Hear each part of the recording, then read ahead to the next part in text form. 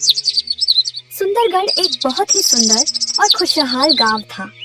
गांव की सुंदरता देखते आंखें नहीं थकती थी। गांव में सभी लोग एक दूसरे से मिलजुल कर रहा करते थे।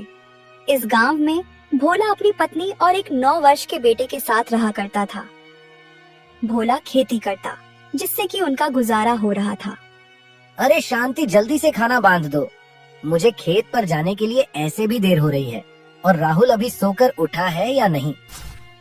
शांति एक पोटली में खाना लेकर जल्दी से भोला के पास आती है। ये लीजिए, आज मैंने आपकी मनपसंद गोभी की सब्जी रखी है। अब न कहना कि तुम मेरे पसंद की चीज नहीं बनाती हो। वाह वाह, क्या बात है। गोभी की सब्जी की सुगंध तो बहुत ही अच्छी आ रही है।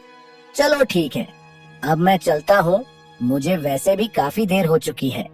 इसके बाद भोला कुदाल लेकर अपने खेत की ओर निकल जाता है। रास्ते में भोला को उसके 2 दोस्त शंकर और संतोष मिल जाते हैं। अरे भोला भाई, आज खेत पर जाने के लिए काफी देर हो गई। क्या बात है, आज भाभी ने खाना देर से बनाया था क्या? हाँ भाई, तुम बिल्कुल सही समझे। लेकिन तुम दोनों यहाँ पर खड़े होकर क्या चर्चा कर रहे हो? तुम्हें आज काम पर नहीं जाना है क्या? नहीं नहीं, ऐसी कोई बात नहीं है। हमें काम पर जाना है, लेकिन इस बार गांव में जोड़ों की ठंड पड़ने वाली है, तो हम दोनों बस उसी पर चर्चा कर रहे थे। ठंड तो हर साल गिरती है, तो इस बार इतना चिंता करने वाली कौन सी बात है? कहीं तुम दोनों इस बात के लिए चिंता तो नहीं कर रहे हो कि तुम्हें ठंड में नहाना पड़ेगा? यह बोलकर भोला जोर जोर से हंसने लग जाता है। अरे नहीं भोला भाई, इस बार हमें ऐसा सुनने में आया है कि इस बार गांव में खून जमा देने वाली ठंड गिरेगी। तुम्हें तो पता ही होगा, पिछले वर्ष ठंड के कारण गांव से 6 लोगों की मृत्यु हो गई थी, और इस बार तो पिछली बार से भी ज्यादा ठंड गिरने वाली है, तो पता नहीं क्या होगा। हाँ, और हमारे पास इतने पैसे भी नहीं है कि हम मोटे मोटे कंबल और रजाई खरीद सके। मुझे तो बस अपने परिवार की चिंता है। पिछली सर्दी हमने बहुत ही मुश्किल से बिताया था। पता नहीं इस बार क्या होगा। मुझे तो अभी से ही बहुत डर लग रहा है। अच्छा, तो ऐसी बात है। अभी तो इस समस्या का समाधान मुझे भी नहीं पता है, लेकिन हम इसके बारे में सोचेंगे। अभी मैं खेत पर चलता हूँ, मुझे बहुत ही काम है और मुझे पहले से ही काफी देर हो चुकी है। इतना बोलकर भोला खेत की ओर निकल जाता है। भोला खेतों में काम कर रहा था, तभी उसे ठंड से बचने और बहुत सारा पैसा कमाने की एक तरकीब दिखाई देती है। इस बार बहुत ज्यादा ठंड गिरने वाली है। सारे गांव का हाल बेहाल हो जाएगा। क्यों ना मैं जंगल से लकड़ियां काटकर जमा कर लूं, और जब कड़ाके की सर्दी गिरेगी तो मैं उन्हें अच्छी कीमतों पर बेचूंगा। और अगर मेरा यह उपाय सफल हुआ तो मेरे पास बहुत सारा धन इकट्ठा हो जाएगा, और फिर शायद मेरी गरीबी के दिन भी खत्म हो जाए। फिर भोला कुदाल लेकर घर की ओर निकल जाता है। कुछ देर बाद भोला घर पहुंच जाता है। अजी, क्या बात है, आज आप खेत से बहुत जल्दी लौट आए। कोई समस्या है क्या, या फिर आपकी तबीयत ठीक नहीं है? अरे नहीं भाग्यवान, मैं जब खेत पर जा रहा था तब शंकर और संतोष से मेरी मुलाकात हुई। उन्होंने बताया कि इस बार गांव में कड़ाके की ठंड गिरेगी, इसीलिए मेरे मन में एक योजना आई है कि मैं जंगल से सूखी लकड़ियां काटकर इकट्ठा कर लूं, और जब खून जमा देने वाली ठंड गिरे तब मैं उन्हें बेचकर बहुत सारा पैसा कमाऊं। हाँ, आपकी बात तो बिल्कुल सही है। हम ये कर तो सकते हैं। मानना पड़ेगा भोला जी, आपका दिमाग तो मेरी जुबान से भी तेज चलता है।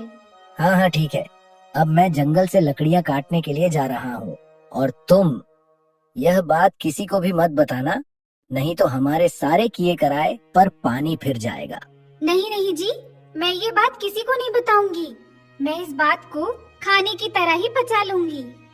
दोनों हंसने लग जाते हैं, और फिर भोला कुल्हाड़ी लेकर जंगल की ओर लकड़ियां काटने के लिए निकल जाता है। कुछ दूर चलने के बाद उसे कुछ सूखे पेड़ दिखाई देते हैं। वह क्या बात है, यहाँ तो बहुत सारे सूखे पेड़ हैं। मैं अब लकड़ियाँ काटना शुरू करता हूँ। अनीता बहन, क्या तुम जानती हो, इस बार जंगल में कड़ाके की ठंड गिरने वाली है। मुझे तो बहुत ही चिंता हो रही है। मैं सब जानती हूँ, तुम्हें किस चीज की चिंता हो रही है। तुम ऐसे भी 2 से 3 दिन में एक बार नहाती हो, और जब ठंड आती है तो तुम 15 से 20 दिन में एक बार नहाती हो। हाँ हाँ, जैसे कि तुम हर दिन नहाती हो। बड़े बुजुर्ग कह गए हैं कि दूसरों को बुरा कहने से पहले खुद के गिरेबान में झांक लेना चाहिए। भले ही मैं 15 से 20 दिन में एक बार नहाती हूँ, लेकिन मैं तुमसे सुंदर ही दिखती हूँ। और अगर यकीन न हो तो सारे गांव वाले से पूछ लेना, आई बड़ा मुझे ज्ञान देने वाली। हाँ, ये बात तो सही है। बस एक ही समस्या है कि तुम्हारे शरीर से बदबू बहुत आती है, इसलिए सुंदर दिखने के साथ साथ कभी कभी नहा भी लेना चाहिए। हाँ ठीक है, मैं जानती हूँ और यह भी जानती हूँ कि लोगों की तरह तुम भी मेरी खूबसूरती से जलती हो। ठीक है, तुम दोनों ही सुंदर हो और हर रोज नहाती हो। अब लड़ाई करना बंद करो और यह सोचो कि इस बार ठंड से कैसे बचा जाए, नहीं तो हम सबकी कुल्फी जम जाएगी। बचने का तो बस एक ही उपाय है, कंबल के अंदर रहो और पानी से दूर रहो।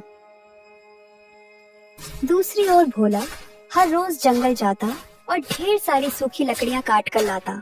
एक दिन सुबह जब कुल्हाड़ी लेकर भोला लकड़ी काटने के लिए जा रहा था, तभी उसे शंकर और संतोष रोक लेते हैं। अरे भोला भाई, तुम ढेर सारी सूखी लकड़ियाँ हर रोज काट कर क्यों ला रहे हो? अरे भाई, तुम तो जानते ही हो कि मेरी पत्नी को खाना बनाने का कितना शौक है। वह हर रोज तरह तरह के पकवान बनाती है, जिसके कारण काफी सारी लकड़ियां चूल्हा जलाने के लिए लग जाती हैं। इसीलिए मुझे हर रोज लकड़ियां काटने के लिए जंगल जाना पड़ता है। लेकिन भोला भाई, हमें तो यह पहली बार पता लगा कि तुम्हारी पत्नी खाना बनाने की शौकीन है। हमने पहले ऐसा कभी नहीं सुना है। फिलहाल छोड़ो, तुम कह रहे होंगे तो सही ही होगा। शंकर और संतोष को भोला की बात सुनकर कुछ अजीब लग रहा था, लेकिन उन्होंने इन बातों पर ज्यादा ध्यान नहीं दिया। ठीक है भाई, अब मैं चलता हूँ।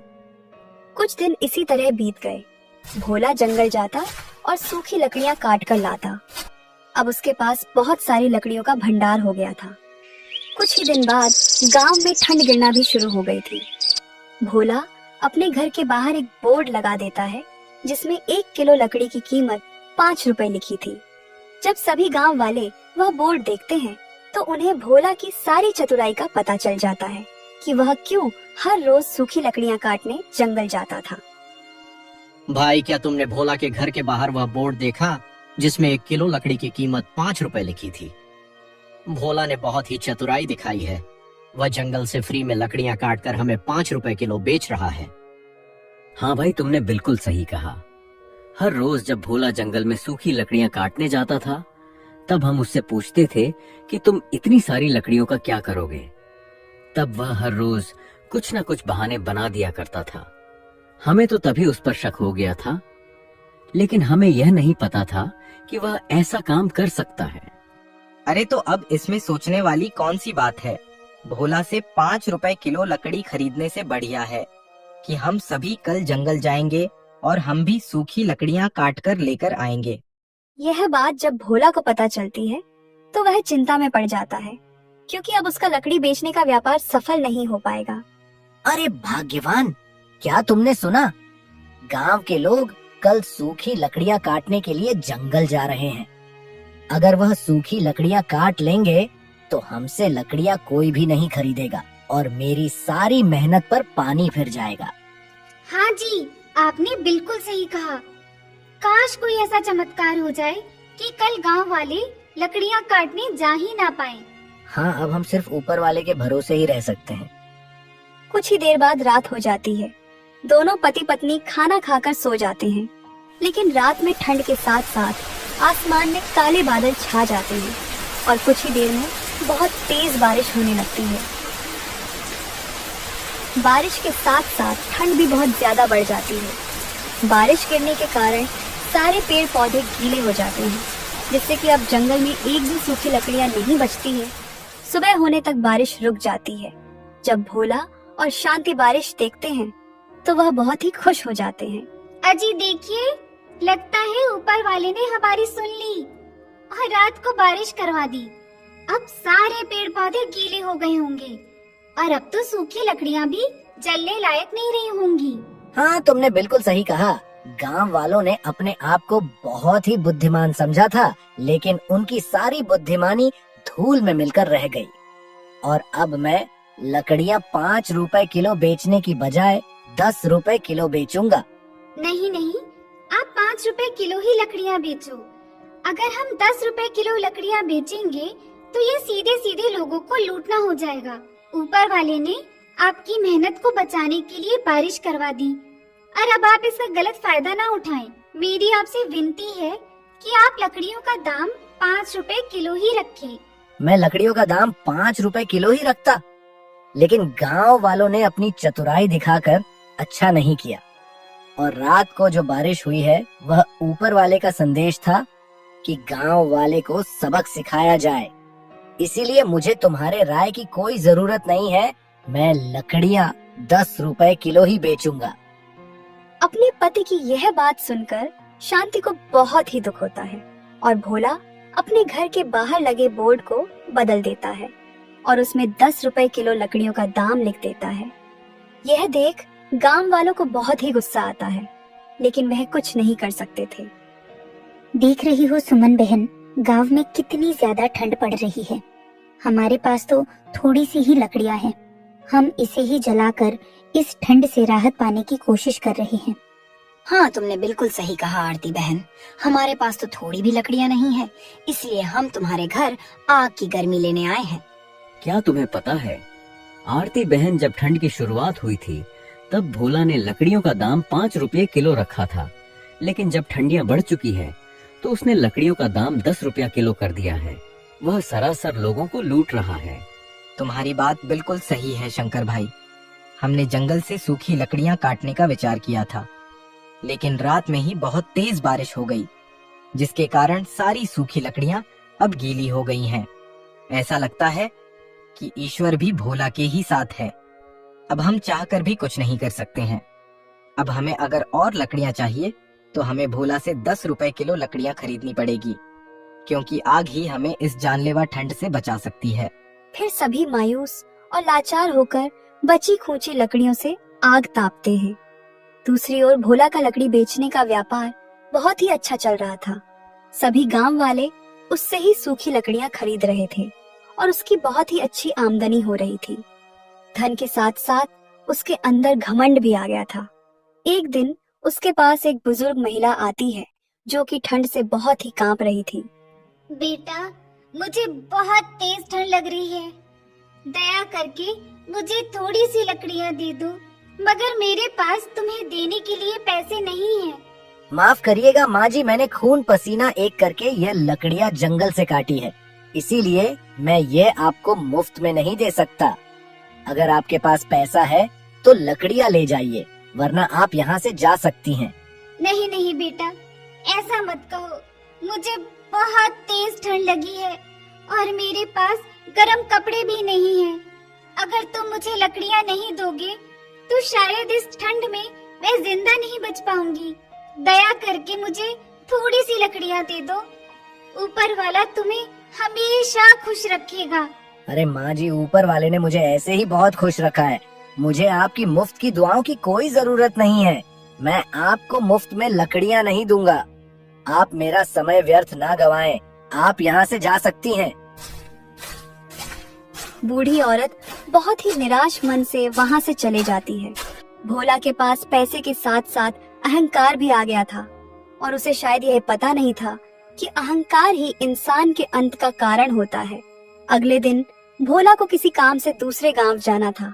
अगली सुबह भोला शांति से कहता है, मेरी बातों को ध्यान से सुनो। मैं किसी जरूरी काम से दूसरे गांव जा रहा हूँ। लकड़ी बेचने का काम तुम आज के लिए संभाल लेना और याद रहे, किसी को भी मुफ्त में एक भी लकड़ी का टुकड़ा मत देना। आप लोगों पर इतना अत्याचार कर रहे हैं, मुझे ये बिल्कुल भी सही नहीं लग रहा है। अभी भी मौका है, हमें पैसे कमाने के साथ साथ दुआएं भी कमानी चाहिए। आप मेरी बात को मान लीजिए और लकड़ियों की कीमत कम कर दीजिए, ताकि सभी इस जानलेवा ठंड से बच सके और हमारा भी थोड़ा मुनाफा हो जाए। अब मेरे दिन इतने भी कमजोर नहीं हैं कि मैं तुम्हारी बातें सुनूं। मैं जितना बोलता हूँ बस तुम उतना ही करो। तुम्हें अपना दिमाग चलाने की कोई जरूरत नहीं है, नहीं तो अच्छा नहीं होगा। अपने पति की ऐसी कड़वी और क्रोधजनक बातें सुनकर शांति इसके आगे कुछ भी नहीं बोल पाती है। लेकिन वह मन ही मन यह समझ जाती है कि विनाश की घड़ी नजदीक है। इसके बाद भोला दूसरे गांव की ओर निकल जाता है। घर में अब सिर्फ भोला की पत्नी और उसका 9 साल का एक बेटा ही था। शांति घर के बाहर बैठकर आग ताप रही थी और उसका बेटा राहुल घर के अंदर खेल रहा था। राहुल को बहुत ही ठंड लग रही थी और राहुल अभी बहुत ही नादान था। मुझे कितनी ठंड लग रही है। माँ तो बाहर आग की गर्मी ले रही है। यहाँ जो पिताजी ने सूखी लकड़ियाँ रखी है, मैं भी उसमें आग लगाकर आग ताप लेता हूँ। राहुल बहुत ही नादान था। वह यह नहीं जानता था कि एक लकड़ी में आग लगाने से सारी लकड़ियां जल जाएगी। राहुल एक लकड़ी में आग लगा देता है। लकड़ियां सूखी थी, इसलिए तुरंत ही सारी लकड़ियों में आग लग जाती है। देखते ही देखते उनका घर जलने लग जाता है। शांति बाहर खड़े होकर रोते हुए सिर्फ तमाशा देखते रह जाती है, क्योंकि घर के अंदर जाने का कोई भी रास्ता नहीं था। पूरे घर में भयंकर आग लग चुकी थी और कोई भी गांव वाला आग बुझाने के लिए नहीं आया, क्योंकि भोला ने सब पर थोड़े से पैसे के लिए अत्याचार किया था। उस आग में भोला का बेटा राहुल भी जलकर मर जाता है। कुछ घंटे बाद घर जलकर राख में बदल जाता है। जब भोला घर वापस आता है तो शांति उसे सारी कहानी बताती है। यह सुन भोला बहुत ही रोने लग जाता है और उसे अपनी गलती की सजा मिल जाती है।